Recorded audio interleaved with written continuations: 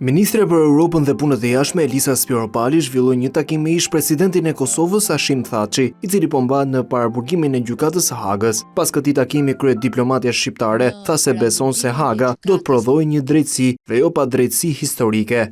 I shpreha mbështetjen e Ministrisë Jashtme të Qeverisë Shqiptare të Kryeministrit Rama për një proces të rregullt dhe të drejtë, i cili në fund të prodhoj drejtësi historike dhe jo pa drejtësi historike. Ne urojmë shumë që ai vendim i pjekurisë shtetërore të Kosovës për të votuar dhomat e specializuara dhe gjykatën speciale të mos kthehet në të kundërtën e vet, por të respektoj procesin e rregullt ligjor, të drejtat e njeriut. Sipas saj, proceset e nisura nga gjykata e Hagës duhet të ndahen qartë pasi populli i Kosovës luftoi për liri dhe jo për të sulmuar. Kjo luftë për liri nuk mund të njolloset, kjo luftë për ekzistencë nuk mund të përbaltet. Gjatë vizitës në Holand, Spiropali u prit nga homologu i saj, kryeministri David Van Wil, tha se vendi i tij mbështet integrimin e shpejtë të Shqipërisë në Bashkimin Evropian.